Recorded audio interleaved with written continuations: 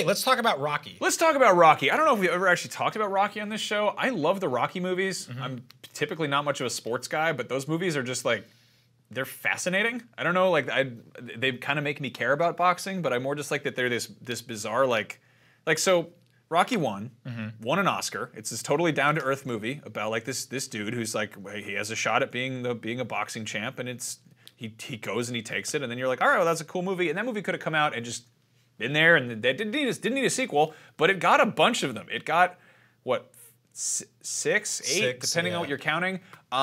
Yeah, so then Rocky 2, he's like, oh yeah, I'm gonna try to, I'm gonna be the champ now. And then I feel like the Rocky 2 is kind of a crisis of faith for, kind of like an identity crisis for the series, because he's like, am I still making a good movie or am I making a sequel? Yeah. Rocky 3, he fights Hulk Hogan and Mr. T, and that is a sequel. And then Rocky 4, he fights Ivan Drago, who is like the Soviet Union made man, and it's this like very like Rocky's a superhero. Paulie has a pet robot. Yep. There's all these there's way too many montages. He basically saves the world. Rocky 5 has a ghost in it. See that bum in front of you. That's true. Yeah. That's a real thing. And then Rocky Balboa, Rocky 6, feels like this weird kind of like you kind of wake up and you're like, was that a dream? What was that? And it's still tied to the rest of it. It's still like, it's not like a reboot or anything. It's about modern day Stallone. This is 2006, so I guess it's Stallone 10 years ago, whatever. But he looks like Fred Flintstone. He's old, I got calcium deposit on most of my joints, And it's kind of like revisiting the original Rocky. It's kind of this weird like personal story. And then we're like, is that the end of Rocky? And it was like, well, yeah, kind of. But the Rocky universe continued with Creed, which was kind of it was kind of a Force Awakening of like it's.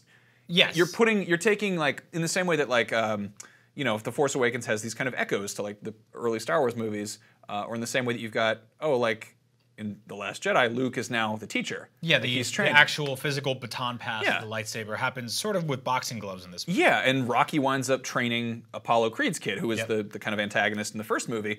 They're apparently doing a sequel to that too, and Sylvester Stallone has been like tweeting about Ivan Drago maybe showing up, which would be sort of insane.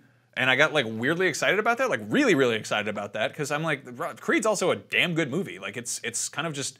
It's sort of, reinventing the wheel, but at the same time, it's not like, it's not when you think like, oh, they made a sequel to Rocky in, 2015? Yeah, I think that like those movies are really fun because even if you don't like sports movies, they're sort of like human man kaiju films.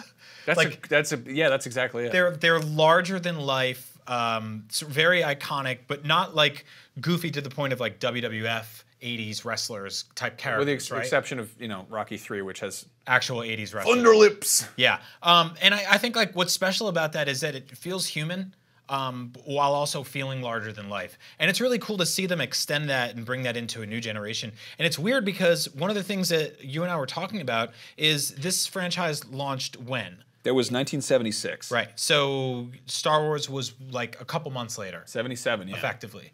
Which means that this is the longest running cinematic universe. It hasn't gotten a reboot. It hasn't gotten like retconning. It's kind of just, it's one cohesive story that kind of, and they keep doing stuff like in Rocky Balboa, like Stallone has this, like, or Rocky has this dude working at his restaurant who's washing the dishes. And they're like, oh, that's Spider Jericho. He works here sometimes. And there's this random old dude. And you're like, who the hell is Spider Jericho? He's the first guy that Rocky fights in the first Rocky movie. So the fact that they have like weird callbacks like that is really cool. Yeah. And if they're bringing in Ivan Drago for Creed 2, like that's awesome. Yeah, it's really interesting because if you think about it, like Star Wars obviously is, when you think of cinematic universes, that's probably the most popular one ever made, or definitely the most popular one ever made. And certainly one of the longest running. But yeah, it's second to Rocky by only a few months. Now, keeping in mind, we're going to get a new installment in the Rocky franchise soon with Creed 2. We know about at least 3 more Star Wars movies. Sure. Probably 4 or 5 eventually. So they're going to be neck and neck for a while. But I mean, if they set up Creed 2 in the right way, that means that could keep going forever too. So Rocky will always have a leg up or arm or whatever you want to use, part of the body of the boxer, for a few months over the Star Wars franchise, which means that unless they just completely give up on those movies forever, which they won't, and they won't with Star Wars, Rocky will always be the longest running cinematic universe. Hey, if you enjoyed that video, you should check out some of the other ones we did right here on Up It In. We talked about a bunch of smaller movies that came out recently that you might have missed. And then, of course, I once talked about all these actors who almost played X-Men but didn't. The end. And check out Up at Noon every Thursday at noon Pacific time right here on IGN. Pew, pew, pew, pew, pew, pew, pew. Bye.